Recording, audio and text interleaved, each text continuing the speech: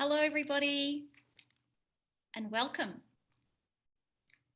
Welcome to today's session. We're here for building functional core strength with the Pilates method. My name is Katrina Edwards, and I'm the Director of Training at National Pilates Training. So, who are we? We're National Pilates Training. We're a registered training organisation. We offer government accredited qualifications for the Pilates industry, the fitness industry, allied health, professional sporting clubs, the community, and associated industries. 2021, we're celebrating our 20th year in business. We're a team of 10. It's our career, it's all we do. We're Pilates professionals. So the faculty team at National Pilates Training, all of us have an advanced diploma, the highest qualification available in the Pilates industry today. So, what are we going to learn? So, within the concept of building functional core strength, I hope you walk away today with a progressive pathway of exercises to build functional core strength. So, understanding what that is. And I think the key word in that sentence is functional. I'm sure you all know, I'm sure you're like me, it's a bit of a catch cry to talk about the core. So understanding the function within that, understanding that you need a functional body. So you're going to need a good hip, you're going to need a good back, you're going to need just overall strength. Within that too, we're going to look at the strategies. So strategies for breaking down and therefore then being able to build up. So today we've chosen a really challenging exercise, as in for us in the Pilates method, it's an ultimate exercise to be able to do. And so I thought that might be fun, just looking at that, being able to break it down and understand the skills and knowledge to build for success. Application, really key word for you and I. We're movement teachers, we work in small groups, we work one-on-one. So you want to walk away from today being able to immediately apply. You might not necessarily understand all of the exercises that we did today thoroughly, but at least it gives you maybe some new concepts, some new theories, some things to try, some maybe new cueing tips, and just gets you thinking again. Okay, what is the Pilates method? So the Pilates method is an exercise system developed by a man called Joseph Pilates. He was born in 1883 in Germany. He spent the good part of his professional life in New York. For him, the purpose behind developing his system was he was starting to see the effects of the modern lifestyle, surrounded by people with poor posture, bad breathing habits, and just generally affected by the modern lifestyle. Don't know about you, but if he was alive now, he'd be devastated. I think we're potentially in worse shape than we were when Joe was alive. You could say that's hugely and largely contributed to what we love about the devices, but also the huge effect they're having on our posture, our mental health, and our physical well-being. So that was his prime purpose for developing his method. How can is this my mission for life, to develop a system that will impact physical conditioning and mental health, that will help you live a happy, full, and long life, keep you out of the hospital system, give you a unique approach to exercising that will ultimately keep you fit and conditioned. So originally his method was called controlology, not very catchy. And then over time, I'm fairly sure people he was surrounded by started to talk to him about business, about commercialism, and he started to think about changing the title of his method to the Pilates method. And there's a really funny story that goes around a conference that was held in the States many, many, many years ago, when people started to combine and get to know each other in terms of Pilates elders, people that worked with Joe. And they ended up finding Joe's niece. She came to the conference and they introduced her. She walked on stage and they introduced her as Clara Pilates. And she got to the microphone and she said, "You've actually spoken my name incorrectly. My name's not Pilates. My name is Pilots. And so you can imagine the auditorium was full of Pilates teachers, world-renowned Pilates teachers who have all gathered together for a symposium to find out that actually they'd been calling the method incorrectly. But I don't know about you, I think Pilates sounds a little cooler than Pilots.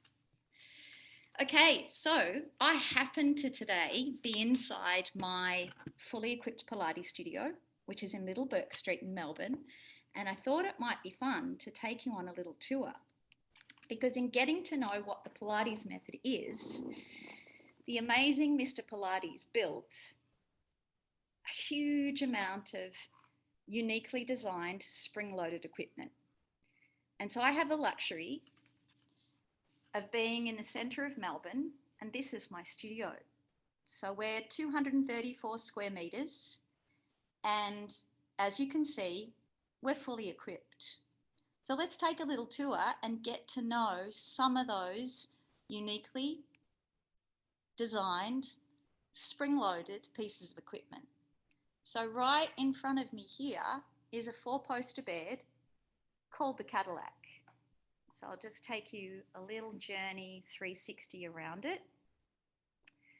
Kind of looks like a hospital bed, right? So that was the inspiration for designing that piece of equipment. Springs at both ends. So imagine somebody frail and sick able to continue to exercise on that piece of apparatus. Then over here, you might recognize this. I'm sure most of you do.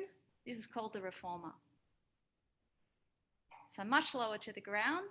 It has a moving carriage and springs again.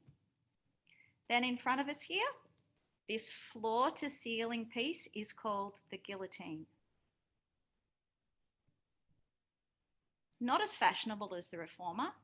You don't see many of them, but again, you can see at the bottom there, it's spring-loaded. Okay, we go down a bit further. This one, straight here in front of us, is called a pedipole. T-shaped, spring-loaded, with a tiny wooden plate to stand on, not fixed to the wall, and it was used for shoulder girdle strengthening and stabilisation. He also built a series of arcs. This one right here is called the ladder barrel. It's not spring-loaded. Uniquely designed to service the spine, to look at articulation of the spine for health. Smaller arc, this one here against the wall, called a spine corrector. Now it gets a bit more fun. This one here is called a wonder chair. Spring-loaded. Joseph actually sat on it in his house, so everything, as you can imagine, in New York, tiny apartment, and so a lot of his original pieces were very small. So this used to be able to turn upside down and operate as a chair in your house, and then flip it over, attach the springs and start exercising in your lounge room, as you do. Okay, don't be disappointed by the name, or equally like me excited. This is called an electric chair. Fabulous for knee strengthening, one of my favourite pieces. This one round here is called an armchair. So we use it a lot. For people that, for whatever reason, might not be able to stand up. And again, hence its name, armchair, purpose-built for shoulder rehab, shoulder conditioning. All right. Now I've brought in a friend today, a colleague. This is my course administrator, Rebecca. She's also Pilates trained, and we're going to work with her today, as in we're going to use her body as a visual and some demonstration to help you and I with a bit of the practice of the exercises as we get further on. And you're watching Beck now do leg circles on the Reformer. Classic exercise, traditional exercise. Admire the flow. Admire the stability versus mobility versus strength. All right, hope you enjoyed the little tour. So this is my second home. I spend a lot of time here. Disappointingly at the minute with COVID, obviously not so much. But I thought it was really important to give you a cheeky look around, and had a chat to Luke at the very beginning, and he encouraged me that you might enjoy that. So I hope you did. All right. So I'm sure you agree, and I'm sure you probably know this. The Pilates method is a somatic-based conditioning system, similar to Tai Chi, yoga, Feldenkrais, Qigong. What do they all have in common? Mind, body, spirit, coordination, and connection. Joseph Pilates built his method around a set of key principles, guiding principles. The prime one, the one that really lives in his method and work, and when you feel the benefit of this, you can certainly understand what he was on about, breathing. Given the time he was born, there was a lot of research being done in the early 1900s on breathing, the impact of being able to breathe well. So hopefully you get a little bit of inspiration on that today as we go through the series of exercises, and you start to appreciate the impact of being able to breathe well. Centering. So the second part of his principle called centering. What is that? Where is the center of my body? Why is that important? How can I teach and educate people to be able to connect to their center? And why? Precision. So Joe believed there is a precision around moving. And why? Well, just because if you understand the precision within an exercise, it can assist alignment. It can assist you understanding how much energy is appropriate for an exercise. We all know that to teach a plank has a certain amount of effort and energy, and if the intensity is not quite right, if you don't put in enough effort and energy, it's actually unsafe. But that's not the same effort and energy for a bridge. Alignment. I'm sure you already know a lot about alignment, but for me, 20 years down the journey, I still feel like I learn a lot about alignment on a daily basis. I meet customers who teach me something else about alignment. They come in with their own personal restrictions, and unpacking that teaches you a lot about alignment. Concentration. So not that he meant that you need to look like you're concentrating, but what does concentration feel like, look like, when you have complete coordination between mind, body, and spirit? Control. How much control is appropriate for this particular exercise? A plank with a single leg raise requires a unique amount of control, completely different to a bridge. Flow. I feel like all the principles start to tie in now. Ultimately, if you breathe well, understand how to center, precisely operate your levers and limbs, understand alignment, have a deep sense of mind-body coordination and connection with concentration, you experience flow. And it's the ultimate. When you practice the Pilates method, that is your goal, is to experience his method in his system, use the system of exercises to get into flow zone.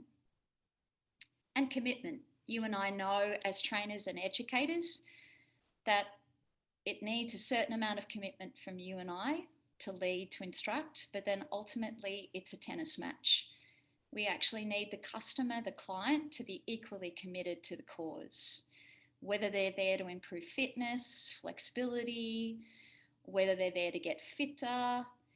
It still takes a level of commitment. And ideally, the information you and I share one-on-one in small groups, what do they do outside of those sessions? So, sometimes they're only seeing you and I once a week. Well, what happens to the other 6 days? Are they committed to the cause? Do they have enough self-regulation, enough self-discipline? Because if they do, they come back the next session ready to progress. So I hope these are yours. I hope they're exactly the same. I think these underpin movement, they underpin exercise. And have you noticed my center one is strength? I think it's the ultimate. you don't have the other two. You don't understand the other two unless you understand strength. And strength needs to be topped up. Strength needs to be overloaded. Okay, so let's get down to the crux of the workshop. It's about the core. It's commonly understood meaning the abdominals, but is it really? Is it only entirely about the abdominals? I think there's more to the core than that. So I threw this image in because I think it's really useful to think about the core like a barrel.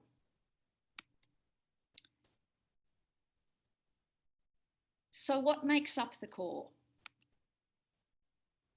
You know this, your deepest fourth layer is your transverse abdominis. The image is great, right? Because if you know where that inserts, it wraps like a corset. So already that image is really useful for helping clients understand how to connect to that fourth deepest layer. How do you teach it? The use of imagery is really powerful. What else makes up the core? Your deep back muscles. You and I know if that wrap through transverse abdominis and then through the power of breathing, the force of the breath, the deep exhale, transverse compresses. And as a result, if transverse compresses functionally with enough strength, it stimulates and innervates the multifidus fibers in your back. You and I know they're biggest in your lower back. Okay, what else makes up the core? We have pelvic floor, the floor of your pelvis. Such an intricate area, such a tricky area to teach.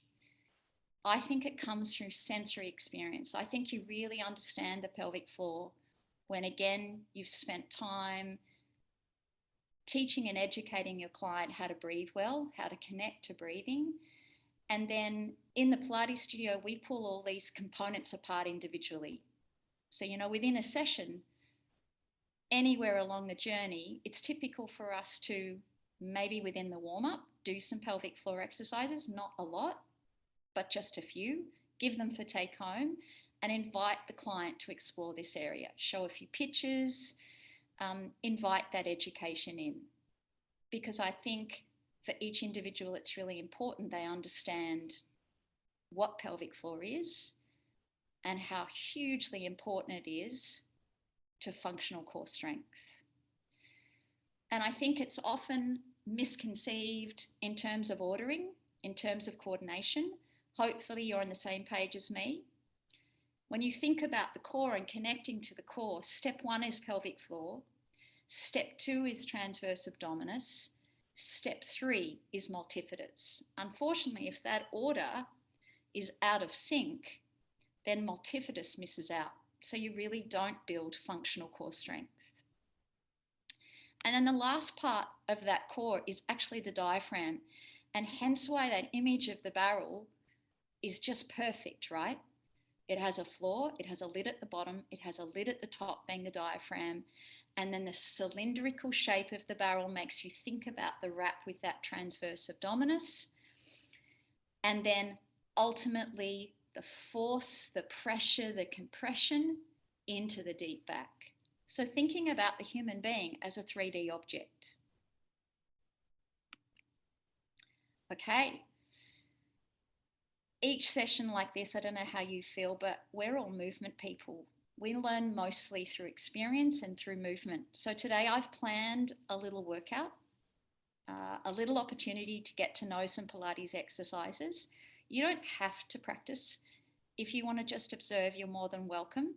So I'm going to bring Becca in now so that we can actually have a look together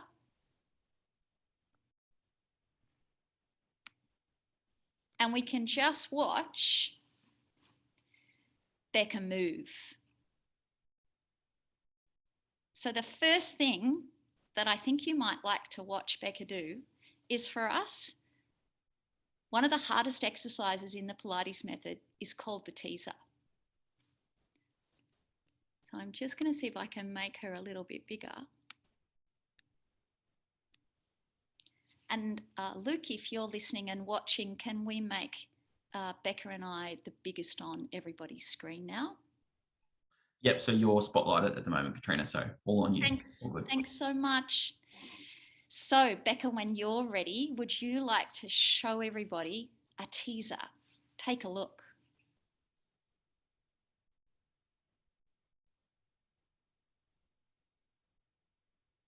Okay, she's going to do 3. Pretty cool, huh? So I think what I always get inspired by when I watch the teaser is the control.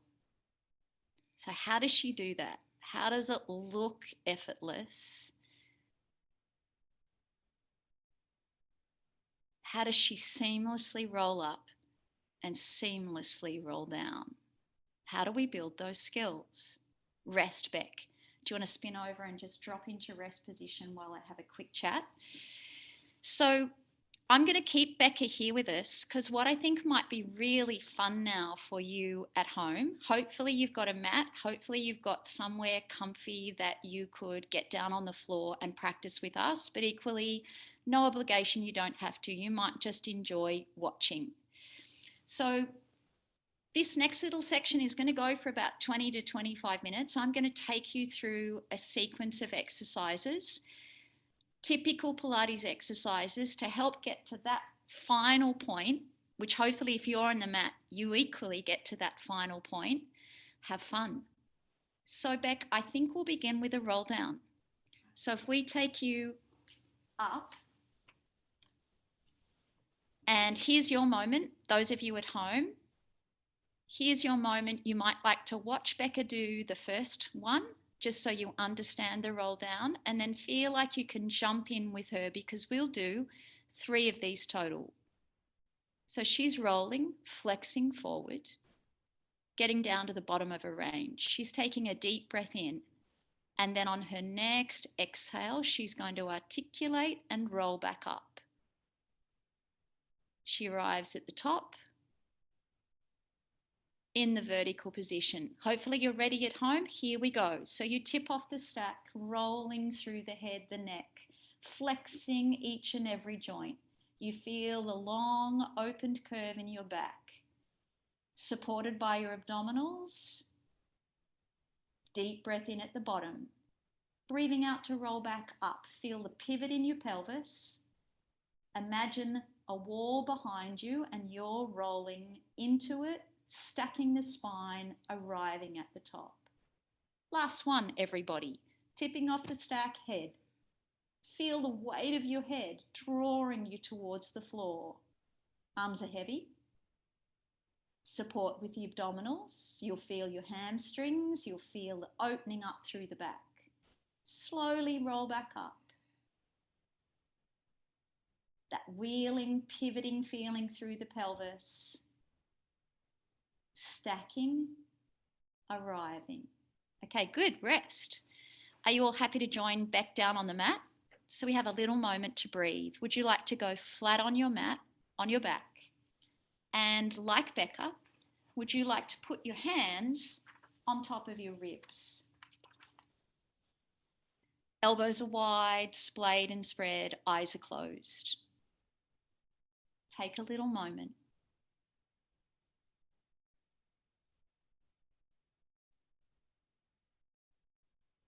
Let's close the mouth. And to begin with, the task is simply about locating your breath. Where can you feel it in your body?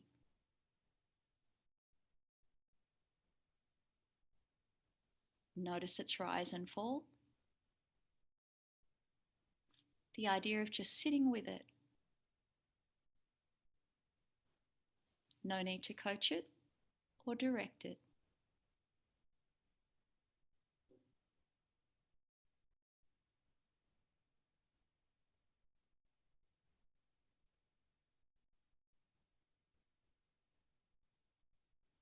Now take a deep breath in through your nose, mouth closed, count to 3. Take a long, slow, steady exhale. See how long you can last.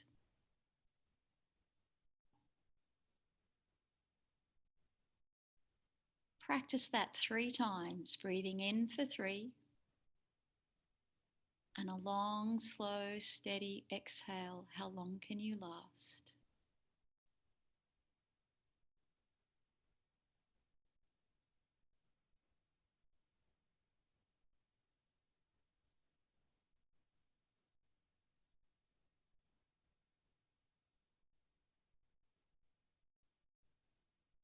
Okay, now let's have a little bit of fun.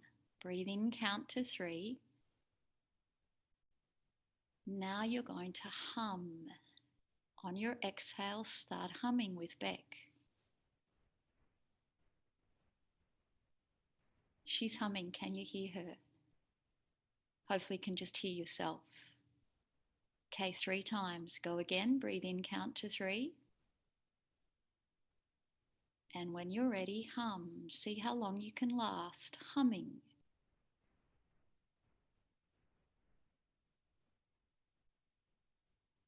Last practice with your hum.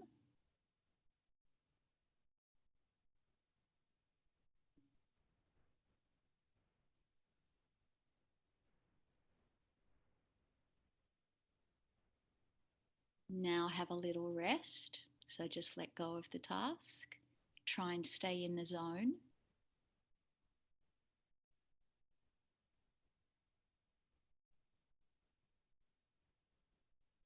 All right. This time you're going to hiss like a snake. Breathe in, count to 3. And now hiss for as long as you can. Keep hissing. Go on a little longer, a little longer, a little longer, a little longer. Breathe in, count to 3. Okay, hiss. Go on like you really mean it. A little longer. Still going. Every little last bit out. Last practice. Inhale for 3.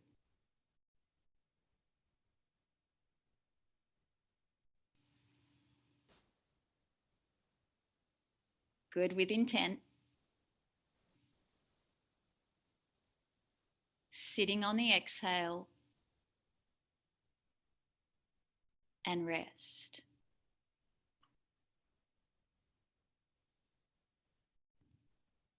All right, now let's take your arms down by your sides. And let's play with a little activity called Imprint. So on your next exhale, you're going to gently rock the pelvis back. It's a really small movement. Not so much that the buttocks comes off the floor.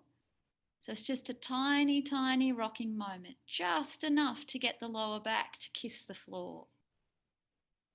Be gentle. Think slow and steady.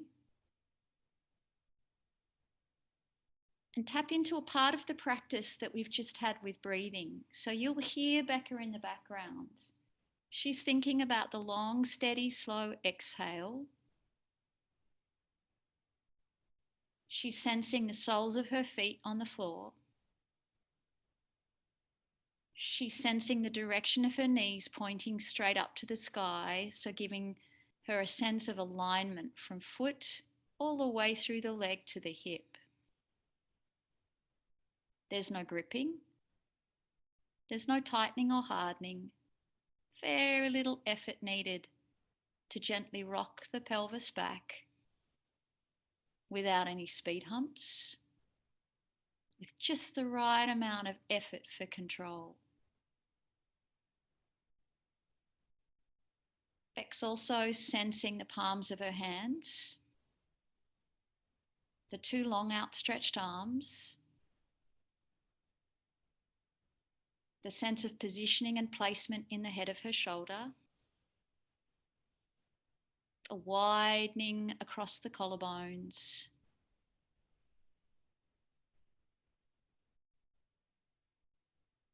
and then a sense of the tippy back point of her crown of her head reaching back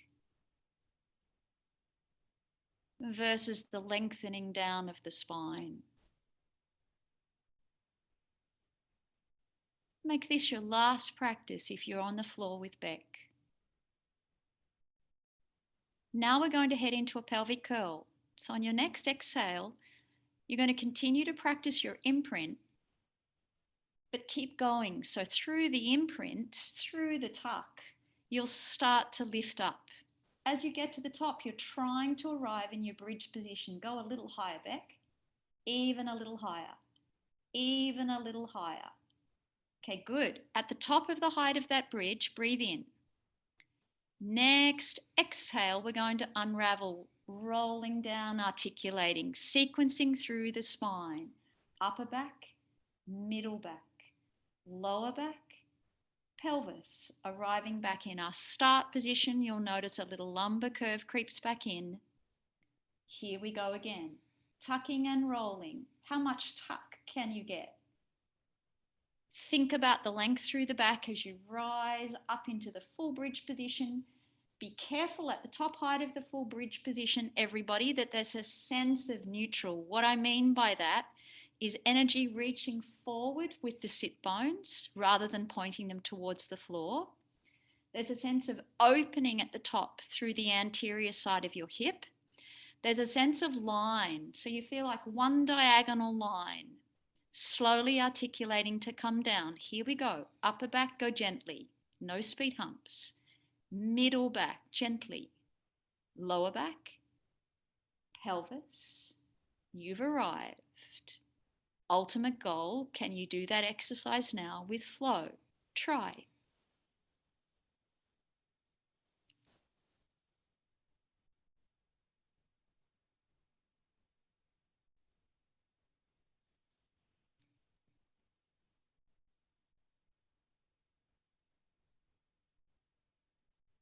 And now we'll pause. Let's have a little play with chest lift. Let's take the hands behind the head. Let's have the thumbs on the occipital, the elbows wide. Let's take a moment. Let's take a deep breath in and a deep breath out here before we move. Let's practice that again. Let's take a deep breath in through the nose and let's purse the lips as you exhale this time.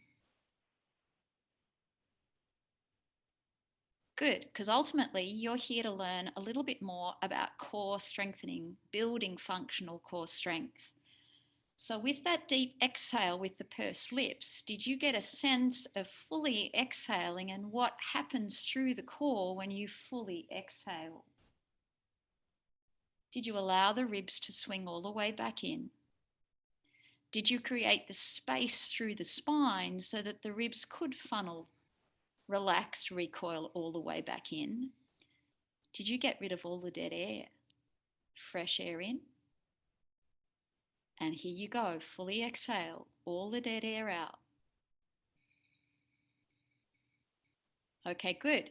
So now you're going to practice a chest lift. So on your next full exhale, you're going to think about the tippy back point of your head escaping back. Meanwhile, the force of the exhale is sending your sternum towards your pubic bone. Abdominals are deepening. Think compression. Slowly lie back. Breath pattern, let's try exhale to come up. Let's try inhale to lie back. And so if you're watching Beck, if you happen not to be doing it, what's stunning to watch is somebody like Beck who actively practices the Pilates method as much as she teaches it, to see the control, to see the compression in a basic exercise like this is how she's able to do the teaser. So she's thinking as much about the length through her back, those extensor muscles stretching, lengthening and releasing, because that ultimately innervates and creates the abdominal. So for the abdominals to shorten, functionally, something on the opposing side has to be lengthening. Okay, from there, we make life a little harder. So back, if you pull your knees into your chest now, let's go single leg stretch. So knees are in on your chest and you're curling up into chest lift now.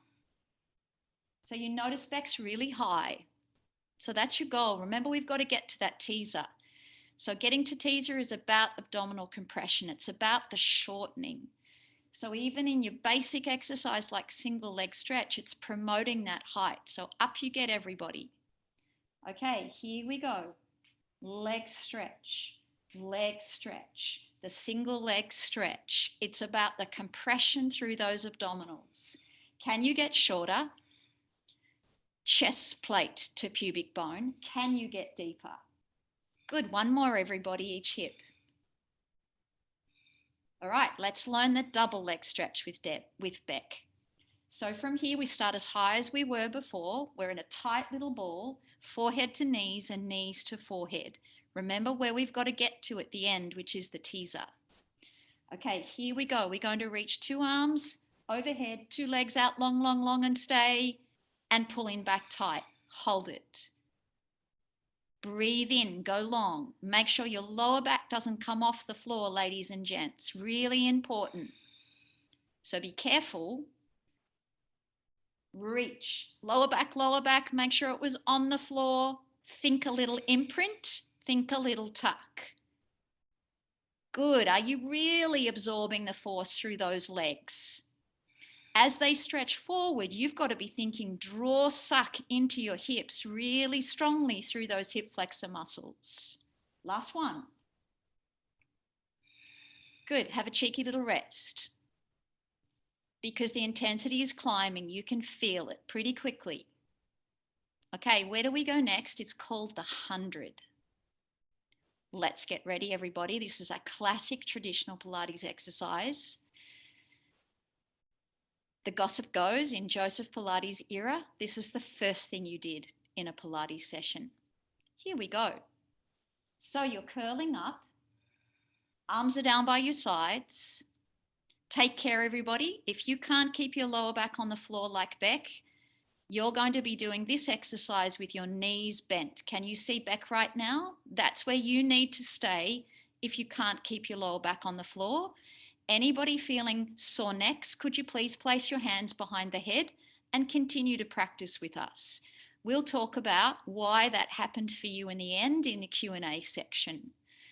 Okay, Beck's doing the full version, the traditional version. So if you're up for it, away you go. So can you notice she's pumping her arms? That's for rhythm, that's for tempo. Beck's counting, inhale for 5. She's counting, exhale for 5.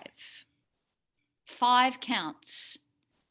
And the tempo of the beating of her arms is how fast she's counting. Good, those of you who are observing, can you see again the compression? Can you see Beck's trying to curl up as much as she can? Can you also see how well she's absorbing force? The hip flexors are strong, carrying the weight of those legs. She looks stable, she looks strong.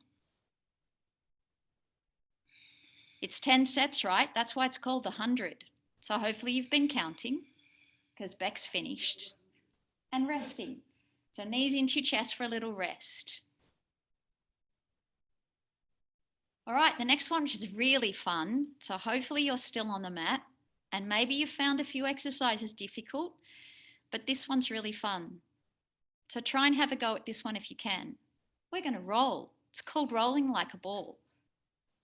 So we start up and the first thing you practice is just tightening yourself into a ball shape. How close can you get your forehead towards your knees? So have a little gap. And how close can you get your knees to your forehead? So you watch Beck here. She's attempting to balance now as tight as she can in the little ball shape. She's already tucking. So she's already drawing her tail between her legs. And she's already trying to pull her lower abdominals, lift her lower abdominals, and compress her abdominals. So the lower back is round, full opened back like we had in roll down. All right, watch what happens now. And just like that, arrives back on balance. Have a play. See how you go. Good. If you're watching, I think where your eye gets taken to is the smoothness of the roll. So that's Beck's articulation. That's that skill that comes right back in pelvic curl, being able to sequence the spine and articulate. So there's no crashing, there's no thumping, there's very little impact. Terrific exercise for abdominals. Never mind the stretch in the back. All right, we meet back at the top on the next one. It gets a little more fun. It's now called open leg rocker. So you watch Beck get ready. One leg unfold, second leg unfold. Testing those hamstrings out. Are they flexible and long enough today to be able to get to 2 straight legs, hanging onto your ankles, maintaining your balance at the top. A little tuck on the pelvis. Those lower abdominals have got to really work right now. Okay, you have to roll and arrive back on balance. Just like that.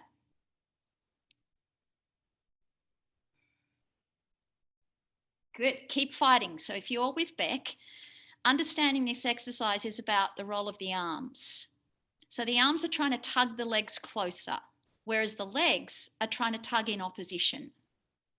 If you get that tug of war right, you can do the open leg rocker. You can arrive on balance. Again, great visual because you can see Beck does have adequate strength for the exercise. She does have adequate mobility. Hence it looks smooth. There is a flow. Okay, good. From here, we start to build in challenge level. We're about to show the roll up. So hopefully, again, some of you are still at home on your mat having a play. No one can see you, so enjoy your time on your own, your intimate time on your own. So the roll up starts sitting. We start to watch Beck now flex her spine. Articulating, sequencing down, tumbling through lower back first, middle back, upper back, finally head, reaching the arms over the head. Arms come to the ceiling, chest curls, full flexion of the spine. We end up very curved and flexed forward over the legs for a huge stretch through the back and the hamstrings. Rolling down, tumbling, curling, articulating. Notice the flow.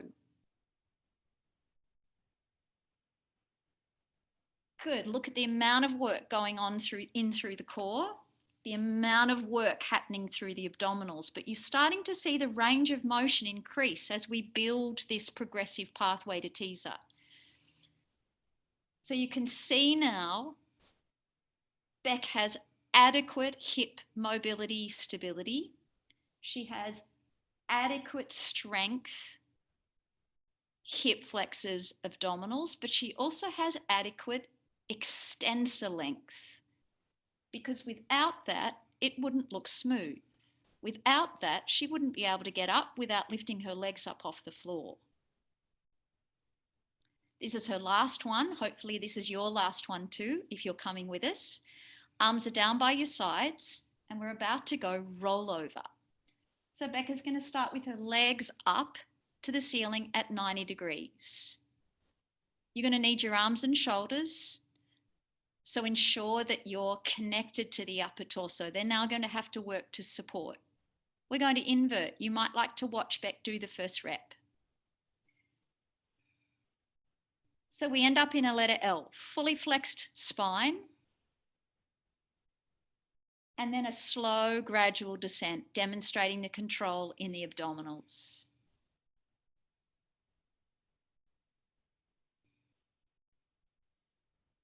So we're starting to build more complexity, more skill integration in. You'll notice the alignment, the stability in Beck's upper torso. You don't see the neck hyperextend. In fact, all you really see is a huge amount of stability and control through Beck's upper torso.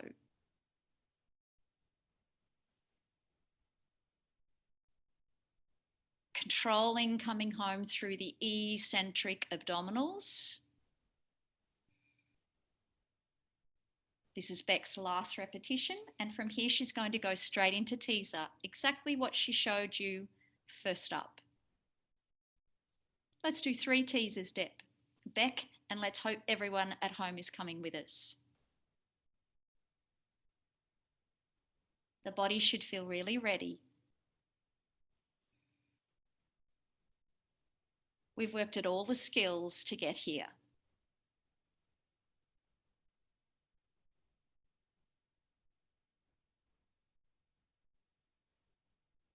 Here's our last repetition.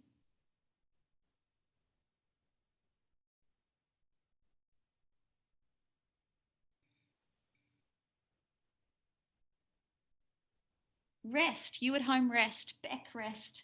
Would you like to spin over into child pose and just have a little moment to yourself?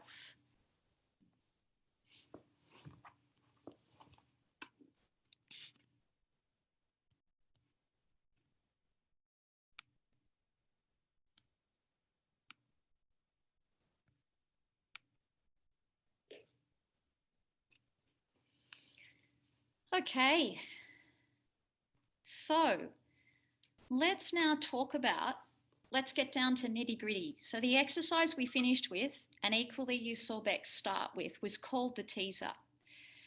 So let's get to know what are the skills that make up a teaser, and directly linking back to the topic for the session, building functional core strength. So the teaser is heavily based on spinal articulation, and each of the exercises that you either just watched Becca go through or you equally practiced with Beck are all about spinal articulation. Spinal articulation in the Pilates method is the prime. Without spinal articulation, Joseph Pilates believed you will end up with a sore back at some point. It makes walking really difficult. It makes lifting, carrying very difficult. In fact, it makes moving through life difficult if you don't have spinal articulation. Your back is built for articulation. Equally important, the teaser is all about absorption of forces. And those of you that teach strength work, which is pretty much everybody in the gallery, I would have thought, understands absorption of forces. Stability versus mobility. And this for me is a really interesting topic because I think sometimes we're at risk of over-teaching stability. Hopefully some of you understand this and agree with me. I think using balance activities as movement educators is the quickest way for people to understand stability. If you can balance, you're stabilizing. Having adequate mobility, as you just saw through all those exercises, is key. So if the back is tight, you can't articulate. So how do you and I help our clients become more mobile with adequate stability, build strength with adequate stability versus mobility? Balanced development of muscular. This is the crux, right? If the body is imbalanced with its development, as in some muscles are too strong and have done a lot of exercise and others haven't done as much, you end up imbalanced. And then therefore it's not functional strength.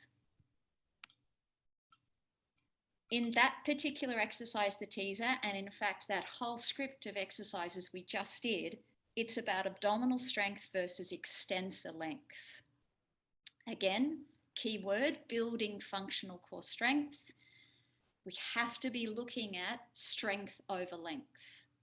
So if we're only ever teaching chest lifts and we never actually teach cobras and teach extensors to lengthen, abdominals to lengthen and extensors to contract, shorten, and strengthen, then we're not really building functional core strength.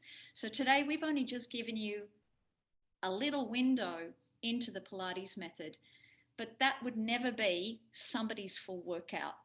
Somebody would then, either side of that, and not necessarily that whole script in a row, they would be doing as much extensor work. So it's as much extension work where the abdominals get to increase their strength over length. And then the body would be put through lateral flexion, mobility and strength work. The body would be put through rotation. So remembering functionally, unless we cover all planes and ranges and develop strength over length, we don't actually build functional strength. The last component that I think is equally a skill for the teaser is about that coordination of breath and movement for flow. The ultimate is to demonstrate the flow. All right, now the progressive pathway that you just saw. So the very first exercise we had a look at was the roll down. And I'll keep clicking for you now. Remember, you get a copy of this webinar as in the slideshow, so you don't have to be scribbling right now. We did breathing next. We just looked at some fun ways to relax somebody, help somebody get more deeply connected with mind, body. We used voice, we used vocal, we used humming and hissing. They're both excellent activities for helping somebody get in touch with diaphragm and understand diaphragm, but ultimately connect with themselves and breath. And then we looked at the imprint, and this is where that balance between the back and the front of the body really starts. So if somebody can imprint well, as in managing to draw the lower back to the floor without gripping abdominals, without tightening, over tightening and clenching glutes, quads and legs, then you're well on your way. So I think that's where we should be starting. Pelvic curl, being able to sequence through the spine, articulate through the spine, rolling up and rolling down. Pelvic curl is designed for extensor strength, so building strength in the hamstrings, but it's also, its prime focus and goal is spinal articulation. From there, we had a look at the single leg stretch, and then into the double leg stretch, and then into that very difficult exercise called the 100. But it's necessary, it's important. Can you sustain? Can you build abdominal endurance and strength? Well, the only way you do that is to put the body in a position where it has to sustain, has to understand force absorption, it has to get strong enough to absorb the forces. Rolling like a ball, fun, huh? Can you roll smoothly? Can you arrive at a balance at the top? Again, that's really kind of coming about to suggest that the body in front of you is starting to build balanced development musculature. They have enough extensor length versus enough abdominal strength. We moved from there to have a look at the open leg rocker. It was similar to rolling, it just had the legs now long and extended. So much more lever load, requiring much more extensor length. The roll up, it started flat. It was the articulation, it was the curling, rolling, the sitting forward in the deep spinal flex position. I think that exercise is really difficult, but again, if you work at that and regress it back, so you could start teaching it with bent legs, develop that abdominal strength versus extensor length without the long lever, and help people unpack that hip flexor tension, that lower back tension. And for a lot of them, if they're tighten hip flexors and tighten lower back, they'll actually be inhibited in abdominals. So that's something really important for you and I to understand. The rollover, really tricky. So a lot of customers might not be able to do it initially with arms down by the side. A lot of customers might feel more successful holding on to the base of a couch or a chair.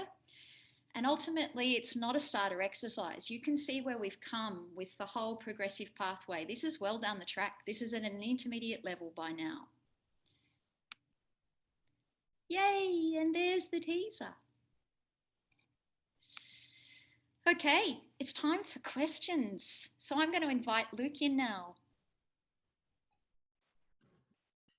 Yes, thank you, Katrina, and thank you, Beck, as well. I could see the comments flooding in there in regards to all the exercise that she was doing. So well done. Made it look very, very smooth and in control. So thank you for that. I could see the comments flooding through as well. So I'm sure I'll pass them on to you later, Katrina, so you can read them through.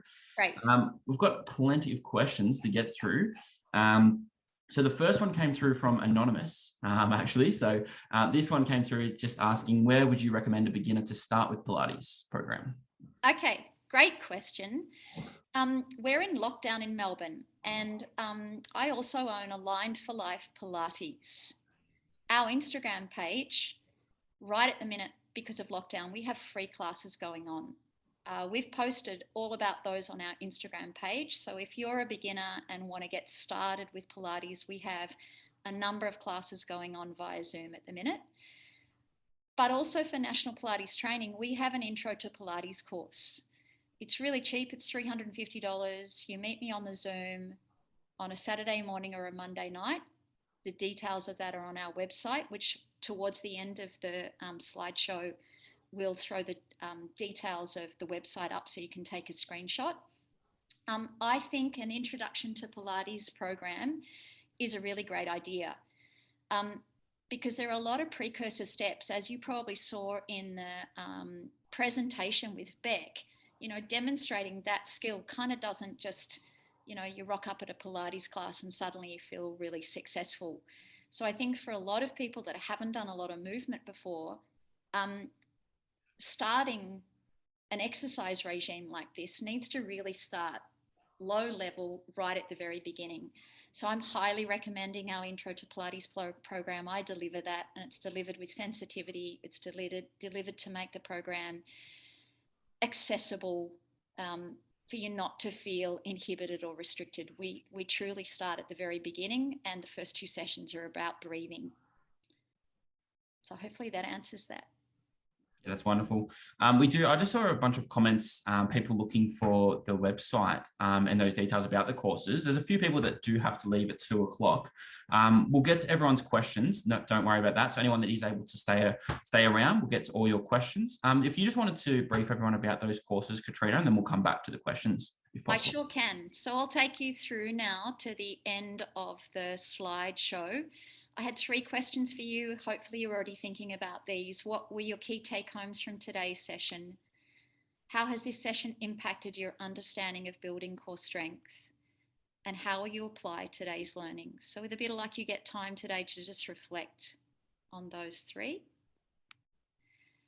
Our courses. So at National Pilates Training, hopefully you agree with me the importance of upskilling. And hopefully as these things flash across your screen, you're already there. Why would you upskill? Because you increase your knowledge, you gain new skills, you have new strategies to apply, you have new offerings back to your clients, it reinvigorates your approach, and you get personal growth and professional development. But ultimately, that all means increased revenue for you. And I don't know how you feel at the minute, but we're in the middle of the pandemic and lockdowns if you're in New South Wales and Victoria. So a lot of us are thinking about revenue. A lot of us are thinking about cash flow and how can I come out of this with increased skills, with new skills, to therefore discover what sets me apart from the person next to me. Okay, at National Pilates Training, we're fortunate that Fitness Australia have recognised both our professional Pilates mat work instruction and our professional Pilates reformer instruction. You can see there, they've been granted 15 CECs each. We feel they're the best 2 choices for you as a fitness professional. The mat work instruction course, immediately applicable to one-on-one small group scenarios. Very similar to what you saw on the mat. You're going to learn a series of exercises that are all body weight focused, all mat work focused. Very cheap for you to take on as a personal trainer. You don't need very much equipment. In fact, most of you would have most of the small apparatus that you would study in this course and then be able to immediately apply. The reformer, it's the buzzword in Australia. Everybody knows a reformer. They don't necessarily know the rest of the fully equipped, but the reformer most of you have seen. So this course for us, we've been teaching to fitness professionals for many, many years. We've just recently finished training at Fernwood, opening up their boutique reformer studios. Both of those courses are listed on our website in detail. So you get to know the units of competency that you study in both of those courses. But for you today, the special offer, so thanks so much for coming to the webinar if you have to run off. Can you see there that you get a 15% discount if you'd like to sign on with us? No matter where you are in Australia, we're offering our courses via Zoom, online only, and also in person. We have courses starting at the end of September across all those modes of delivery. If you sign on with us by the end of business tomorrow night, you get a 15% discount. You can go to the website and look up what the full price is, and be in touch. If you have any questions to ask me about the courses or the webinar today, there's my phone number on the bottom and there's my email address.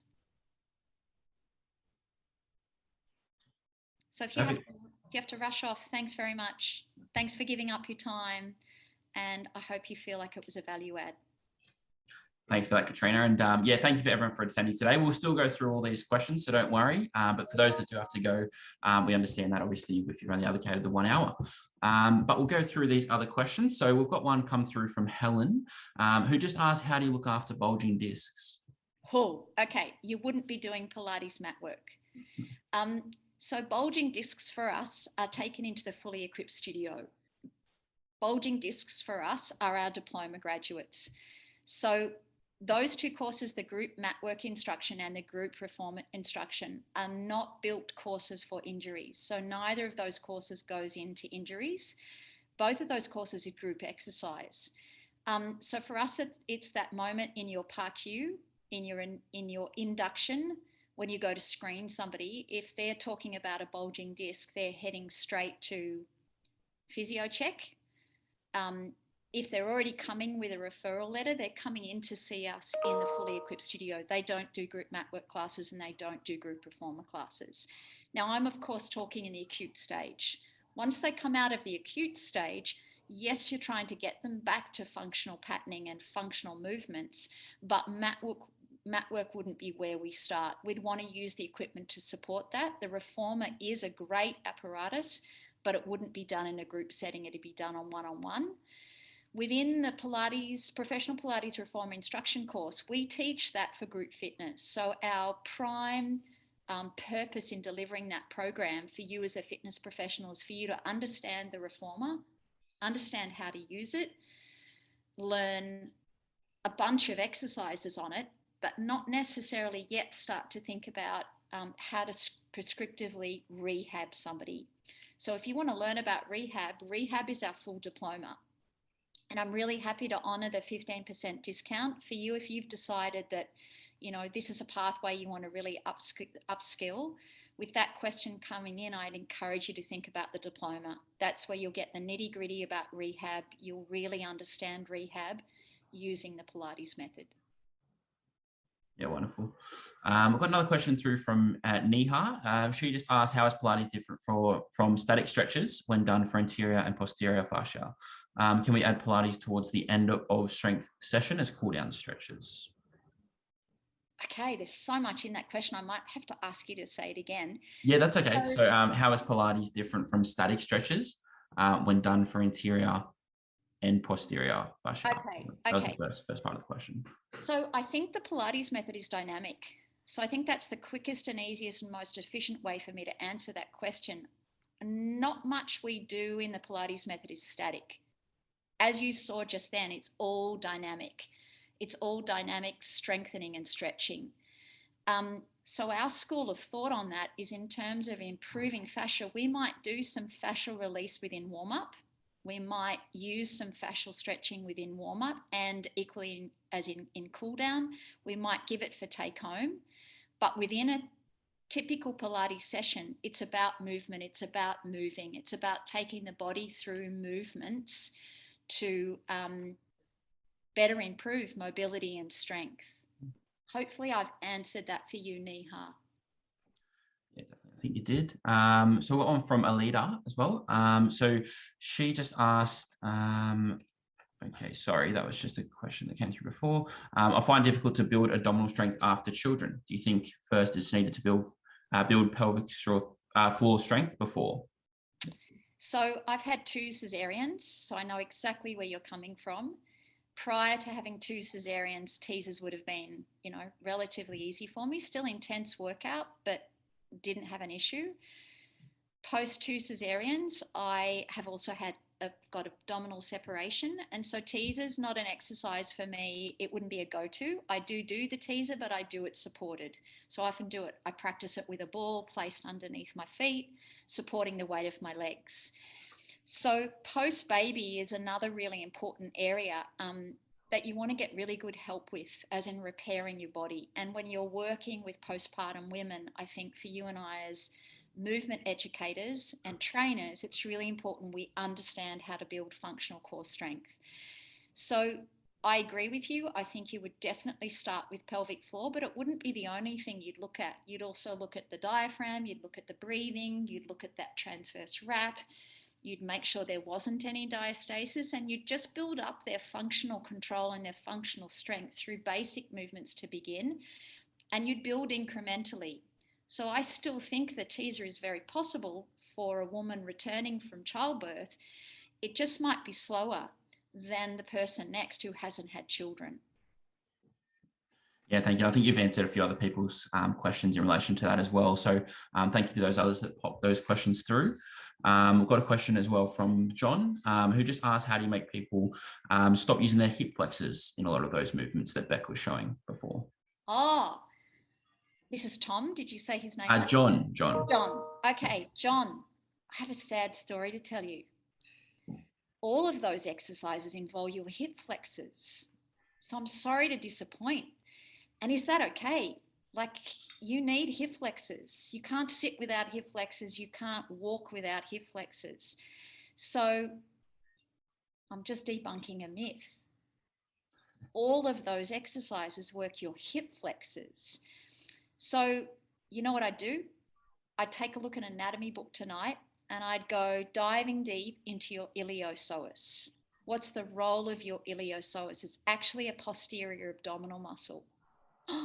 Cool, right? So you don't just have transverse abdominis, obliques, recab. Your psoas has a nickname. Its second name is actually a posterior abdominal muscle. I think it's okay. You want to work those hip flexors. You just want to understand how to work them in combination with your abdominals. And make sure you go back to that discussion I had about extension.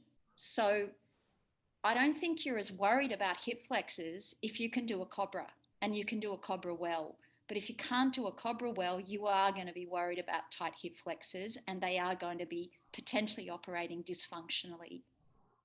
It's a good question. Thanks for taking us there. A really good question. That's really interesting.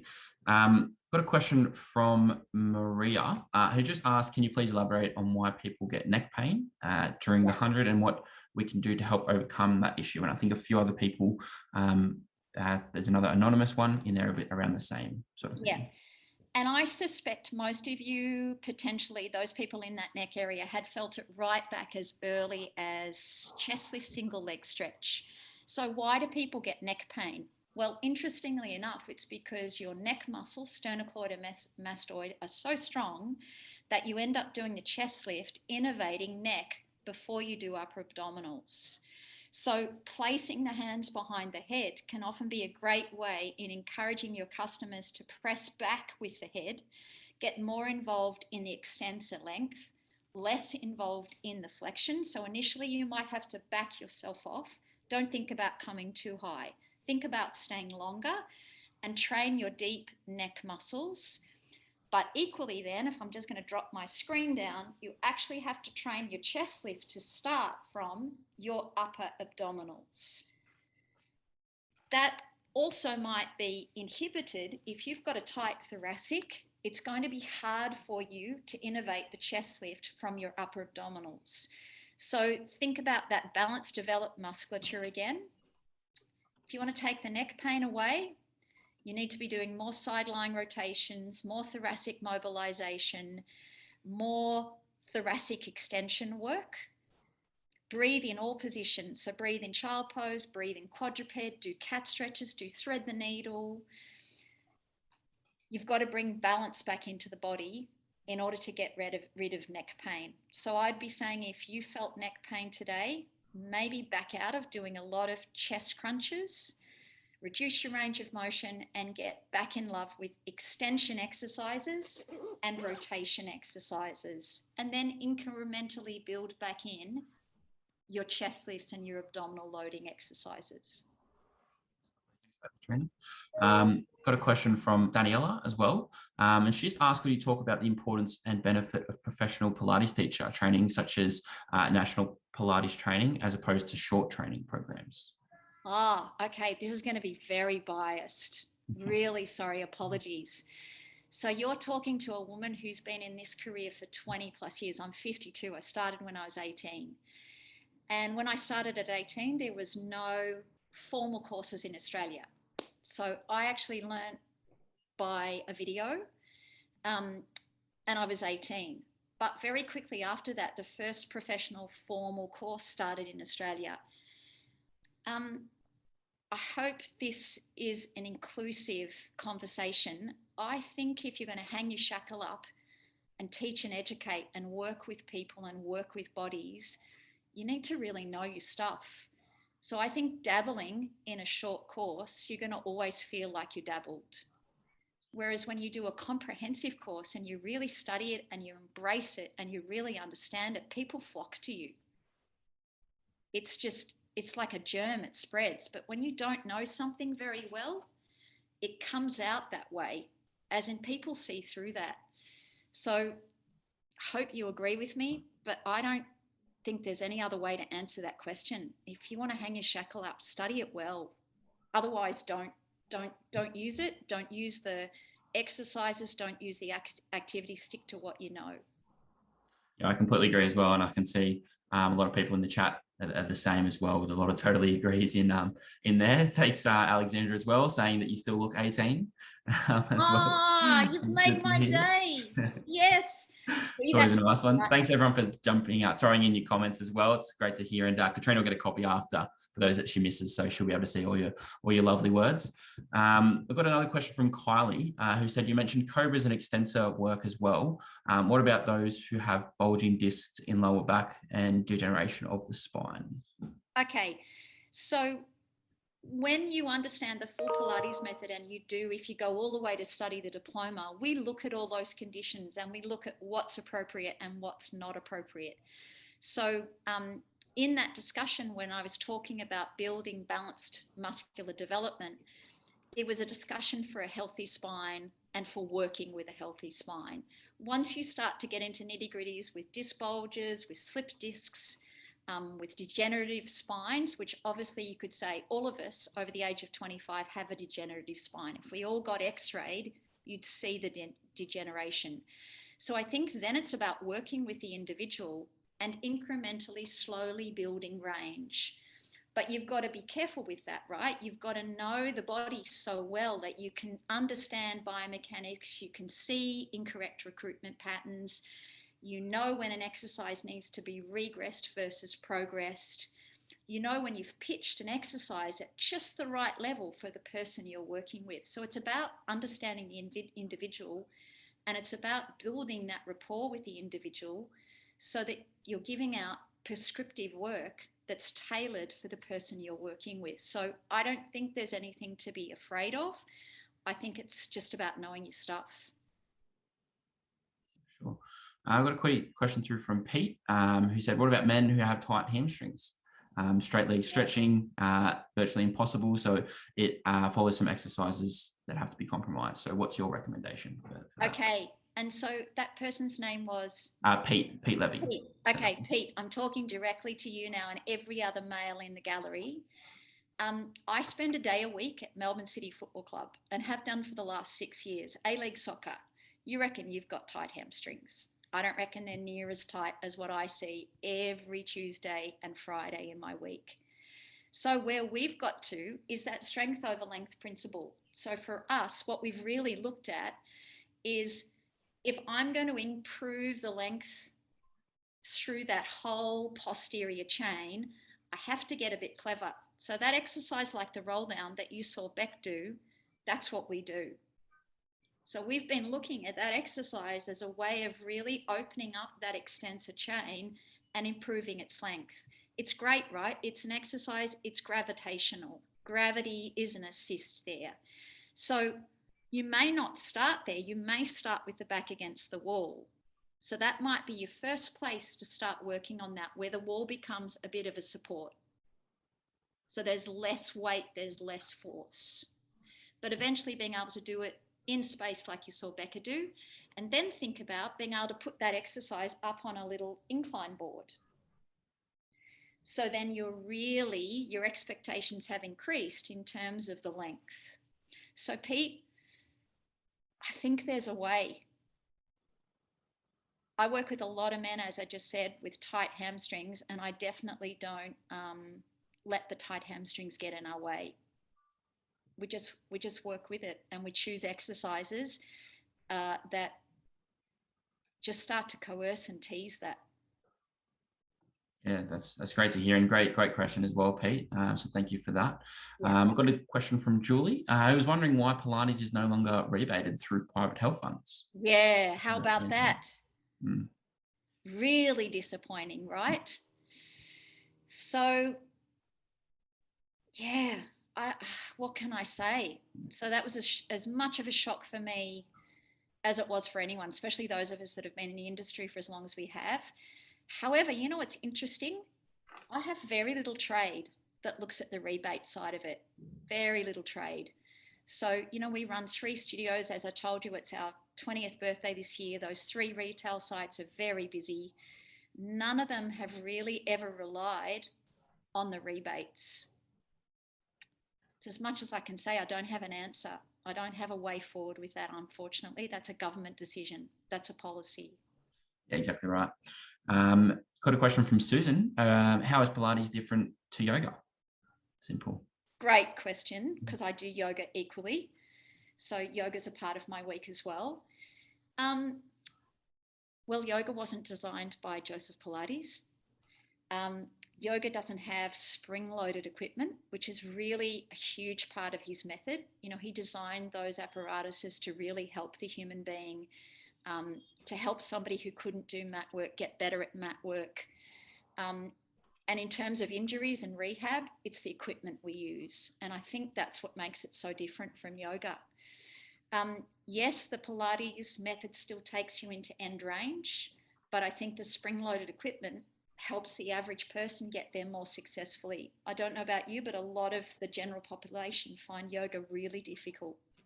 The average standing pose, the average lunge, the average human being finds those poses really difficult to get in and really painful to get in. But I also think there's similarities, right? So it's that mind, body, spirit connection. It's a somatic practice. It's about breath. It's about connecting to the self. So there are still lots of similarities. We've got a question through from Peter, who just asked, how is the core work done Pilates style compared to the rest? In brackets, the rest. Ooh. Can you ask me that again? So how is the core work done Pilates style compared to the rest? Brackets.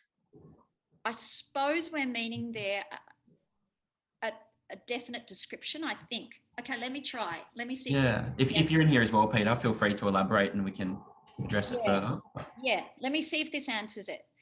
So I think we teach the core from connection to pelvic floor, rack through transverse, deep compression, multifidus.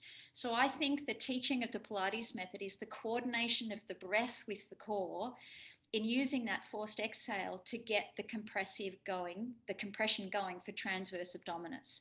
And as you saw with Becca, it's that deep abdominal work, which causes the compression, which causes the shortening in order to be able to do that exercise like the teaser.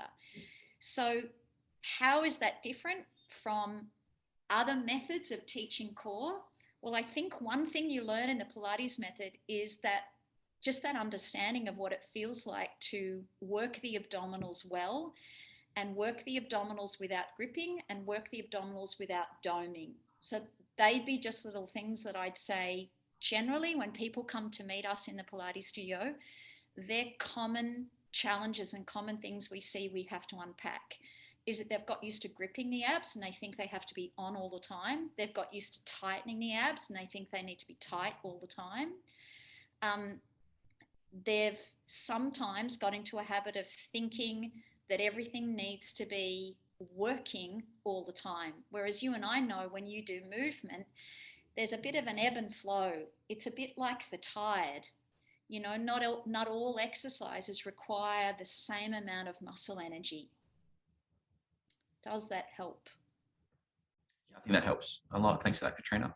I can see a few questions as well just about the survey following the webinar. So whenever you need to leave today, the session, it should just pop up straight away for you to complete. And then the CC will be added automatically for those that ask. I saw a few questions pop up.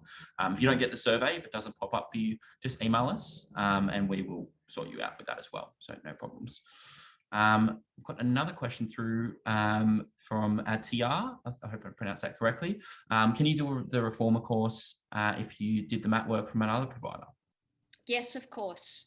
So one of the first units in the reformer course is called the fundamentals. So there's absolutely nothing standing in your way. In fact, it's probably a bonus. If you've already done mat work and you're coming in to do reformer, you already have a understanding of the Pilates method. A lot of it will be review. There might be some new moments in there.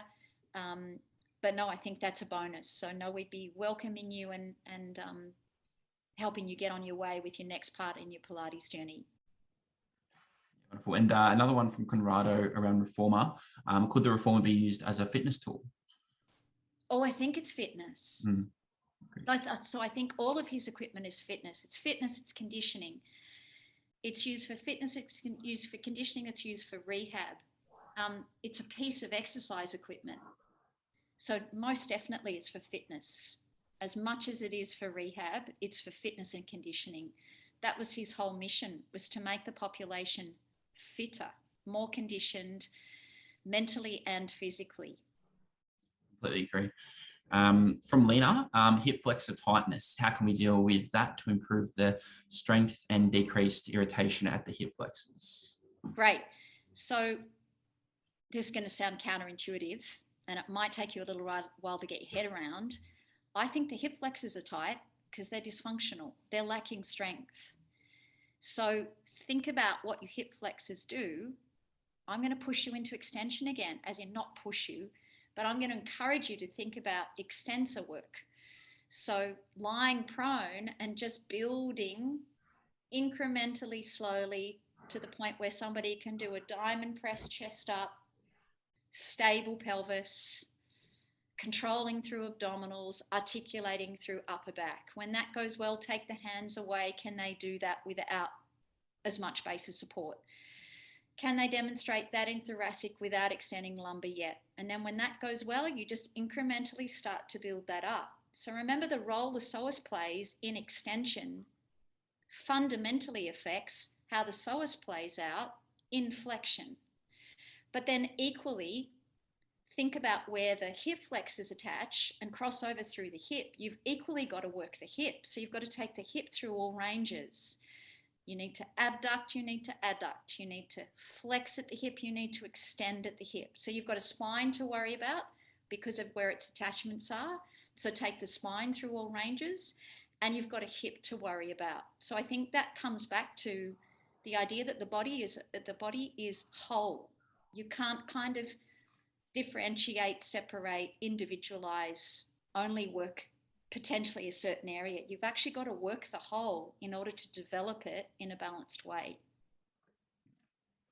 I saw Peter has also replied in relation to his core better than the rest question before. So he just elaborated and said that all core work is extremely valuable, but some, I guess, claims that ours is best.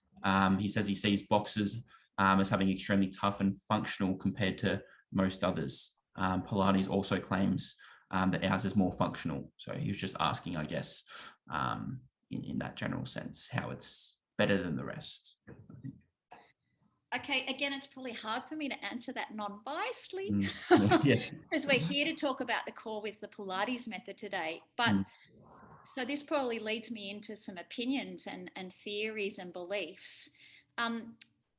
You know, It's Pete, right? Did you say Pete? Yeah, and he just said be biased as well. So he's happy Okay, to be be biased. Yeah. Okay, be biased. Let some of my passion come out. Pete, I do all forms of exercise. So I'm a classical ballerina by background. I studied all forms of dance growing up, movement. So I'm going to throw back at you, all movement is good. You just need to move. Bit of Pilates, bit of Tai Chi, bit of running, bit of walking, bit of boxing, bit of cycling, bit of swimming. You need it all. The body's built to move. So whilst I say I'm going to be biased, well, I am, because I'm biased towards movement. We've got to get more of our population moving. Yeah, agreed. Question came through from Linda, and thank you, Peter, for those comments as well, and sticking around, of course, as well. We've got a question through from Linda, who said she experienced shaking in the rollover. She found that the other exercises were okay, but she's had 4 shoulder surgeries, last one 4 years ago. So she said, could the shaking be due to shoulder weakness, possibly? Yes, all those surgeries? Because if you think about the rollover, that requires a hell of amount of upper torso stabilization. You have to use your arms to get over for the rollover. You have to stabilize with your upper torso, shoulders, and neck. So I don't know you. Obviously, we're talking through a screen and a Zoom, and you've written just a tiny bit of information about you, your background, and your history. But if you've had 4 shoulder surgeries, good on you for actually achieving the rollover today. Mammoth achievement. But yeah, I'd be saying to you, has the shoulder been through full rehabilitation? Has the upper torso achieved maximum potential? You know, have you got articulation in that upper spine through extension? Do you do a lot of weight bearing exercises for your shoulder? So yeah, I just think it's a huge achievement that you've done a rollover today after 4 shoulder surgeries, but I can only surmise. It's hard for me to really say it's definite, but it's an exercise about upper torso strength and stabilization. Yeah, thanks for that, Linda, and thank you, Katrina. I think this will be the last question, hopefully before we get cut off. So Amy just says that having had previous lower back issues and microsurgery, she keeps her core very strong and could manage everything that we went through in today's session. Just the pelvic curl movement always causes discomfort and issues. She's wondering if she needs to go back to activation and focus on that smaller movement, or if there's a way to alleviate those symptoms. Yeah, so sorry, what was the lady's name again? Amy. So Amy, I'd be reaching out to you saying, it's an interesting question. So what I'd be checking if I was working with you is that multifidus is actually strong enough. So the fact that you're still getting a little bit of discomfort says to me that the lower back hasn't completely healed. And so I'd be reaching out to you saying, has your journey continued with some key spinal stabilization exercises? And when you do them, are you aware of that barrel kind of feeling? Are you aware of a little bit of pelvic floor, the wrap through transverse, but also getting deep enough with your compression so you can feel deep lower back kicking in, which is multifidus. So I'd be sending you on a little path to say, maybe you should get somebody to check your multifidus to see if it's actually functionally firing for you, because I think you might find that that would improve your sensation and imprinting. Yeah. And thank you for that, Amy. Thanks for providing all that info as well. I think that's probably all we have time for. Of course, if anyone's got any other questions, feel free to reach out to Katrina or Fitness Australia as well. But did you want to close off with any words at all, Katrina? No, I just want to say thank you very much to everybody. Yeah, it's a real privilege. Thank you to Fitness Australia for offering us this opportunity, and also for approving our courses and giving National Pilates Training an opportunity to work with fitness professionals, and particularly those registered with Fitness Australia. Hopefully I get to meet some of you. If you want to find out what we've got on offer with National Pilates Training, which is complimentary classes during lockdown, as well as Align for Life, please reach out. We'd love to hear from you. Thanks very much for your time. No worries. Thanks, Katrina. And thank you guys for attending as well. Thanks, guys.